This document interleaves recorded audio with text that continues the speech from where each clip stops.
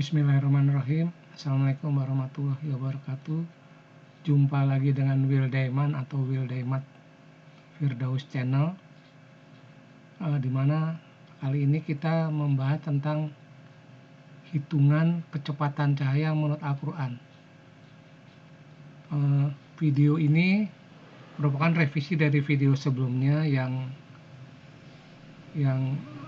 waktu itu tanpa menggunakan suara dan hanya diiringi oleh suara musik, karena waktu itu kita belum bisa tahu teknologi bagaimana mengisi suara.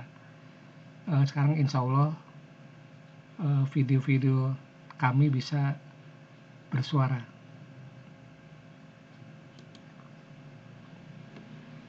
Pembicaraan mengenai kecepatan cahaya memang seru dan tak ada habisnya. Diskusi dan debat akan terus berlangsung mungkin sampai akhir alam semesta ini. Adalah Albert Einstein yang pertama mengatakan bahwa kecepatan cahaya yang besarnya 299, 792, 458 meter per detik merupakan konstanta alam. Cahaya juga diklaim sebagai materi tercepat di dunia. Klaim Einstein ini sempat digugat oleh sekelompok ilmuwan yang menyatakan bahwa ada yang lebih cepat dari cahaya, yaitu neutrino. Namun selang beberapa tahun kemudian, klaim bahwa neutrino ada lebih cepat daripada cahaya ternyata tidak terbukti. Meski demikian, masih banyak ilmuwan yang tertarik untuk mengukur kecepatan sebenarnya dari cahaya. Salah satu ilmuwan tersebut adalah Mansur Hassab El-Nabi,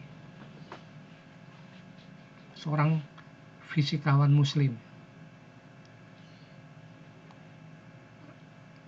Beliau melihat adanya sinyal-sinyal dari Al-Quran yang membuatnya tertarik untuk menghitung kecepatan cahaya berdasarkan data-data yang disajikan oleh Al-Quran.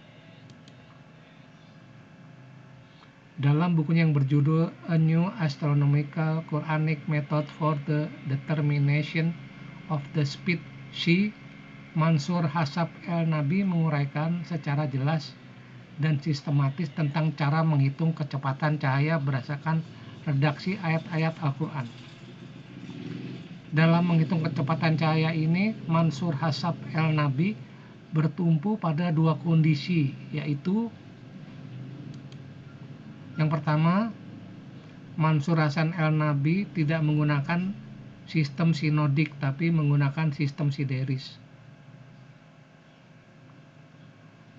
Sistem sinodik adalah sistem gerakan benda langit yang didasarkan pada gerak semu bulan dan matahari dilihat dari bumi. Sistem sinodik menjadi dasar perhitungan kalender Masehi, di mana satu bulan sama dengan 29,53509 hari, dan satu hari sama dengan 24 jam. Sementara dalam sistem sideris, yang mendasarkan pada gerak relatif dari bintang dan matahari dilihat dari bintang yang jauh, yang dianggap pusat semesta, sistem sideris menjadi dasar perhitungan kalender Hijriah, di mana satu bulan sama dengan 27,32166 hari, dan satu hari sama dengan 23 jam 56 menit 4,0906 detik, atau sama dengan 86.164,0906 detik.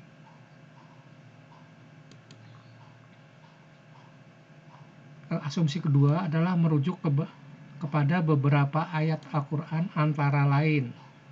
Yang pertama yaitu Quran surat Yunus ayat 5 yang artinya, Dialah Allah yang menciptakan matahari bersinar dan bulan bercahaya dan ditetapkannya tempat bagi perjalanan bulan itu, agar kamu mengetahui bilangan tahun dan perhitungan. Yang kedua adalah Quran surat Al-Anbiya ayat 33 yang berbunyi, Dialah Allah yang menciptakan malam dan siang, matahari dan bulan masing-masing beredar dalam garis edarnya. Rujukan yang ketiga adalah Quran Surat As-Sajdah ayat 5 yang mengatakan, yang artinya dia mengatur urusan langit ke bumi. Kemudian sang urusan itu kembali kepadanya dalam satu hari yang kadarnya 1000 tahun menurut perhitunganmu.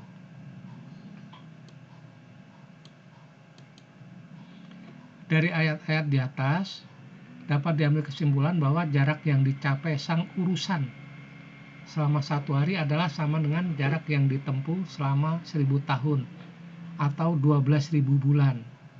Dikarenakan satu tahun adalah 12 bulan.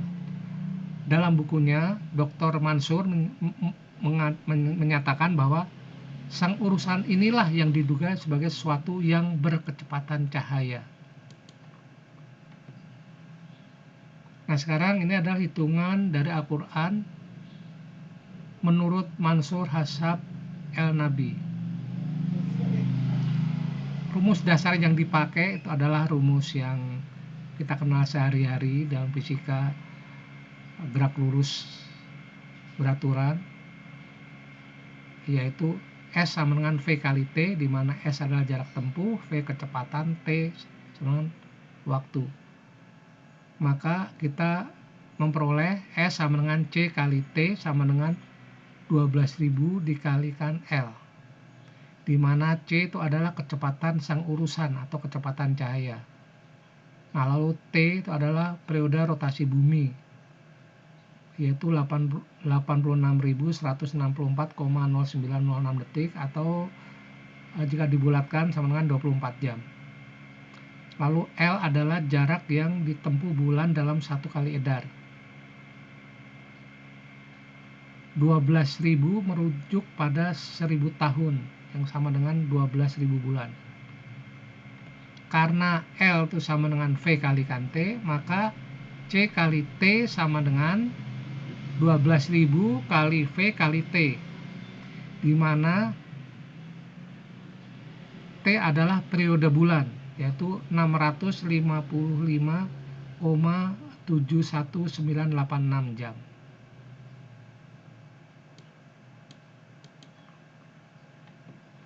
Karena L sama dengan V kali T, maka C kali T sama dengan 12.000 kali V kali T, di mana T adalah periode bulan, yaitu 655,71986 jam. Dan V adalah VE kosinus alfa. VE itu adalah kecepatan bumi, nah sedangkan alfa itu adalah sudut yang dibentuk antara bulan, bumi, dan matahari. Karena VE sama dengan 2 PR per T, di mana R adalah jari-jari revolusi bulan dan T sama dengan periode bulan, maka VE sama dengan 2 kali Pi, yaitu Pi-nya adalah 3,14 kali 384.264 per 655,1786. Sehingga kita dapatkan sama dengan VE sama dengan 3.862,09 km per jam.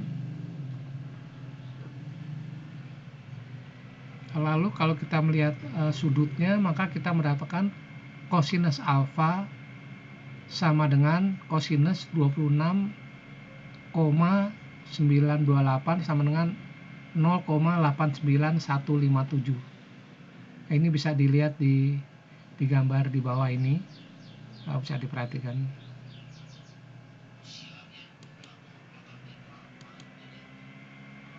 Jadi C sama dengan T sama dengan C kali T sama dengan 12.000 kali V kali T sama dengan 12.000 kali VE cos alfa kalikan T, sama dengan 12.000 kali 3.682,09 kali 0,89157 dikali 655,71986 71.986 km. Karena T adalah sama dengan 86.164,0906 detik, maka C kali T sama dengan 12.000 kali V kali T sama dengan 12.000 kali VE cos alpha kali T. Maka kita dapat C sama dengan 12.000 kali VE cos alpha kali T, di T-nya ini periode besar dibagi T waktu. Nah, maka kita dapat dengan memasukkan harga-harga T sama dengan 86.164,0906 detik, dan kita dapatkan V-nya 3682,09, dan T besarnya 655,71986 km. Maka kita mendapatkan C sama dengan 299.794,1273 km per detik, atau 299.794,1273 km per detik. Jadi menurut Mansur Hasab El-Nabi, perhitungan Al-Quran menghasilkan bahwa kecepatan cahaya adalah sama dengan 299.794,1273 km per detik. Dan ini hampir mendekati dengan biasanya kita kalau melakukan perhitungan pada soal-soal fisika, kita selalu berasumsi kecepatan cahaya adalah 300.000 km per detik. Nah, sedangkan kalau dari sini Hasan El-Nabi menulis sebagai 299,794,1273 km per detik. Nah, ini ternyata hasil perhitungan yang diperoleh oleh Mansur Hasab El-Nabi sangat mirip dengan hasil hitungan lembaga lain yang menggunakan peralatan yang sangat canggih. Berikut perbandingan antara hitungan Al-Quran menurut Dr. Mansur Hasan El-Nabi dengan hitung-hitungan lembaga-lembaga ilmiah lainnya. Menurut hitungan Al-Quran, maka kecepatan cahaya adalah 299.792,4998 km per detik. Sedangkan menurut perhitungan dari Amerika, dari US National Bureau of Standard, kecepatan cahaya adalah 299.792,4606 km per detik.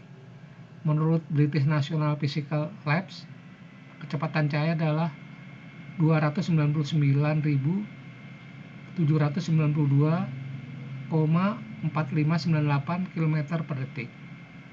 Menurut hasil hitungan General Conf on Measure C sama dengan 299.792,458 km per detik. Dan ternyata ini angka-angka hitungannya sangat-sangat mirip. Bahkan jika di belakang koma, dalam arti kata kita ambil satuan terkecil adalah kilometer, maka hitungan dari 4 lembaga itu, yaitu 3 lembaga plus hitungan dari Al-Quran menurut Mansur Hasab El-Nabi, ternyata hasilnya sama, yaitu 299.792 km per detik. Subhanallah, luar biasa sekali. lepas dari benar tidaknya interpretasi yang dilakukan oleh Dr. Mansur Ashab El-Nabi, beliau telah menunjukkan kepada dunia betapa kitab suci Al-Quran memiliki tantangan bagi para ilmuwan untuk lebih kreatif dan tajam dalam mengungkap fenomena-fenomena alam. Boleh jadi apa yang disajikan oleh Dr. Mansur Ashab El-Nabi merupakan bukti tambahan bahwa Al-Quran benar-benar datang dari Sang Khalik atau datang dari Tuhan.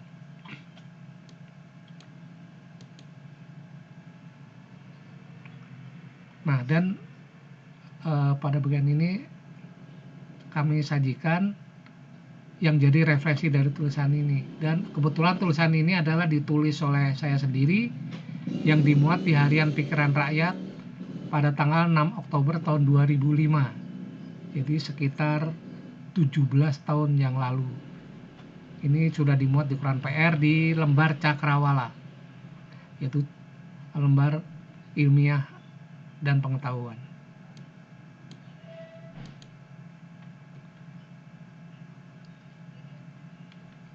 Terima kasih atas kesediaannya menonton video kami ini. Semoga bermanfaat. Amin. Jangan lupa subscribe. Akhirul kata kami ucapkan terima kasih. Wassalamualaikum warahmatullahi wabarakatuh.